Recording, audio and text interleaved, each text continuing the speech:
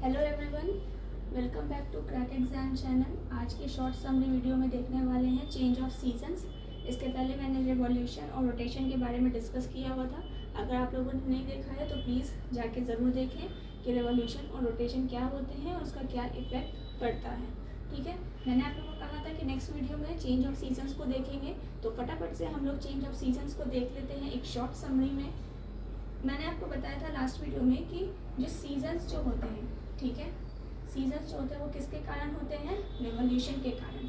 Revolution कहने का मतलब है परिभ्रमण, यानी कि पृथ्वी जो है वो सूर्य का पूरा एक चक्कर काट रही है। ठीक है, और रोटेशन क्या होता है? परिक्रमा। ठीक है, तो रिवॉल्यूशन में अगर हम लोग देखें तो आपको यहाँ पर कुछ चीज़ें याद रखना होगा। जो मैंने यहाँ पर पिक्चर बनाया है, ये पिक्चर आप हमेशा याद रखें, इससे आप कोई भी आंसर जो है वो निकाल सकते हो, कोई भी क्वेश्चन आप सॉल्व कर सकते हैं related with change of seasons.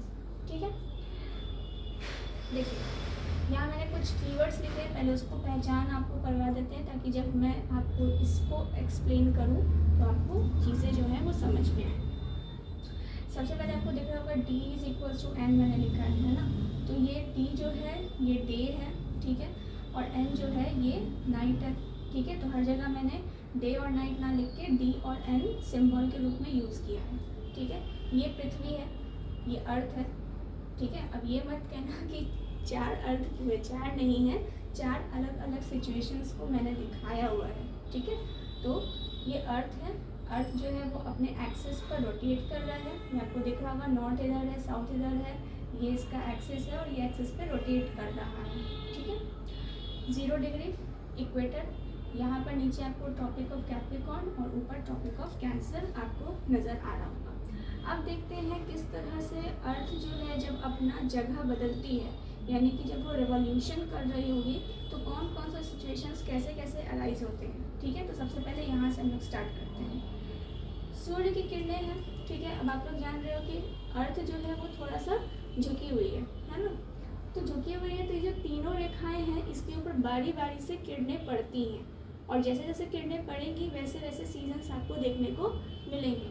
तो सबसे पहला वाला सिचुएशन आपको ये देखने को मिलेगा ट्रॉपिक ऑफ इक्वेटर के ऊपर। ठीक है, सन है, सन की किरणें इक्वेटर पे पड़ रही है, आप लोग देख सकते हो, सन है ये, सन की किरणें जो है वो इक्वेटर पे पड़ रही है, और जब इक्वेटर पे सन की किरणें पड़ती हैं तो क्या होता है?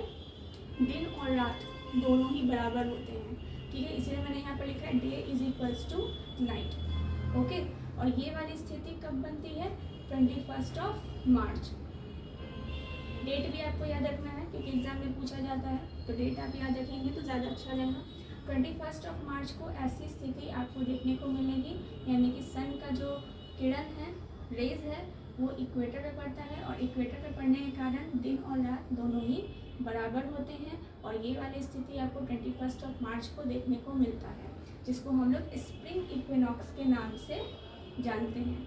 और इस समय कौन सा सीज़न आपको देखने को मिलता है? वसंत ऋतु। ठीक है, तो ये हो गया आपका फर्स्ट सिचुएशन। उसके बाद इमेजिन करिए कि ये पृथ्वी जो है वो लगातार रोटेशन और रेवोल्यूशन कर रही है। ठीक है, घूमते घूमते घूमते घूमते वो पहुंच गई कब? 21 जून वाले डेट में। अब यहाँ पर क्या होगा, क्योंकि जैसे जैसे पृथ्वी अपनी जगह को रिलोकेट करेगी, ठीक है, बढ़ेगी, तो ऑब्वियस सी बात है कि सूर्य की किरणें भी जो है वो भी जगह जो है वो चेंज कर जाएंगी, क्योंकि पृथ्वी तो झुका हुआ है, तो जो फेस सामने होगा, जो रेखा सामने होगा, उसी के ऊपर सूर्य की किरणें पड़ेंगी। तो अब क्या है कि सूर्य की किरणें कहाँ पड़ रही है? ट्रॉपिक ऑफ कैंसर, यानी कि कर्क रेखा के ऊपर। तो 21 जून को आपको याद होगा, जिस दिन हम लोग योग दिवस सेलिब्रेट करते हैं, उसी दिन क्या होता है कि सूर्य की जो किरणें हैं वो ट्रॉपिक ऑफ कैंसर पे पड़ती है, जिसके कारण ग्रीष्म ऋतु आपको देखने को मिलता है, जिसको इंग्लिश में कहते हैं समर सीजन, राइट। और इस वाली स्थिति को क्या कहते हैं? Summer solstice. क्या कहते हैं? समर सॉल्स्टिस, यानी कि ग्रीष्म अयनांत, हिंदी में कहें तो ग्रीष्म अयनांत के नाम से जाना जाता है। और आप लोग जानते होंगे कि समर सॉल्स्टिस के समय क्या होता है कि दिन जो है वो बड़े होते हैं और रात छोटी होती है। ठीक है, इसलिए मैंने यहाँ पर इस तरह से लिखा है, डे जो है वो बड़ा होता है और नाइट छोटा होता है। तो ये स्थिति भी आपका कब बनता है, समर सॉल्स्टिस वाला 21 जून को। ठीक है, अब फिर पृथ्वी यहाँ से रोटेट कर रही है और रिवॉल्यूशन कर रही है, करते करते करते करते फिर एक बार सन के बिल्कुल सीधे में ये आ गई। अब क्या है कि सन की जो रेज है वो कहाँ पड़ रही है, इक्वेटर पे। अभी जस्ट हम लोगों ने देखा इधर है ना 21 मार्च वाला सिचुएशन, यहाँ भी इक्वेटर पर ही आपका जो सन का जो रेज है वो पड़ रहा था। अब क्या है, फिर से पृथ्वी घूमते घूमते घूमते घूमते यहाँ आ गई। अब इक्वेटर वाला जो लाइन है वो सन के सामने है, तो अब इसके जितने भी किरण होंगे वो सब कहाँ पड़ रहे होंगे, इक्वेटर के ऊपर। ठीक है, एक बार फिर से ये स्थिति आ गया, लेकिन ये जो स्थिति आया है ये 21 सितंबर को आया है, जिसको हम लोग कहते हैं शरद ऋतु, है ना। 21 सितंबर में आप लोग देखते हैं कि शरद का मौसम आ जाता है, तो ये शरद ऋतु यहाँ पर आ जाता है, जिसका नाम इंग्लिश में कहें तो ऑटम इक्विनॉक्स। ठीक है, दो इक्विनॉक्स होते हैं, ये चीज़ याद रखिएगा। साल में 2 बार इक्विनॉक्सेस आते हैं, एक बार स्प्रिंग इक्विनॉक्स और दूसरी बार ऑटम इक्विनॉक्स। ठीक है, ये हो गया वसंत ऋतु, ये हो गया आपका शरद ऋतु। दोनों में ही आपको स्थिति भी सेम देखने को मिलेगा। यहाँ भी डे एंड नाइट बिल्कुल इक्वल है, यहाँ भी डे एंड नाइट बिल्कुल इक्वल है। ठीक है, आगे बढ़े। फिर पृथ्वी यहाँ से रिवॉल्व और रिवॉल्यूशन करते करते आगे बढ़ी और पहुँच गई 22 दिसंबर। यानी कि 22 दिसंबर आप लोग को पता है कि उस समय कितनी ठंड पड़ती है ना, कड़ाके की ठंड। तो इस समय क्या होता है कि पृथ्वी पर जो सूर्य की किरणें पड़ रही होती है वो कहाँ पड़ रही होती हैं, ट्रॉपिक ऑफ कैप्रिकॉर्न पे, इस वाले एरिया में।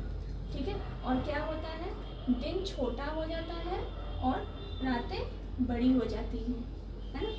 विंटर सॉल्स्टिस में क्या होता है, दिन छोटा होता है और रातें बड़ी होती हैं। और आपको कौन सा सीजन देखने को मिलता है, शीत ऋतु। ठीक है, ठंड का समय। विंटर सॉल्स्टिस को हिंदी में कहें तो शीत अयनांत भी कहते हैं। ओके, तो ये था आपका चेंज ऑफ सीजन।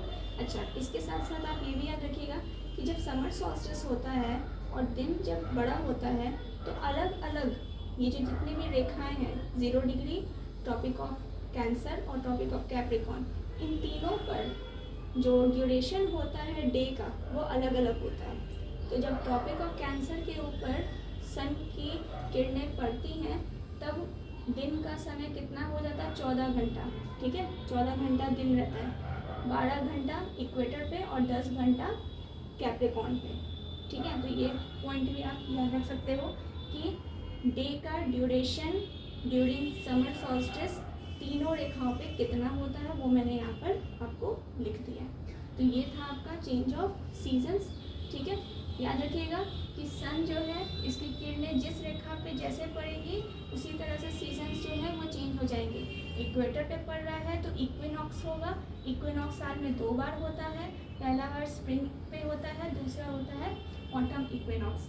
ठीक है, पहला वाला 21 मार्च को होता है, दूसरा वाला 21 सितंबर को होता है। ठीक है, इधर से अर्थ जब घूमना शुरू करेगी 21 जून पर आएगी और सन का जो रेज है वो ट्रॉपिक ऑफ कैंसर पे पड़ेगा, तो ग्रीष्म ऋतु यानी कि समर सॉल्स्टिस आपको देखने को मिलेगा। दिन और रात, दिन यहाँ पर बड़े हो जाते हैं और रातें छोटी हो जाती हैं।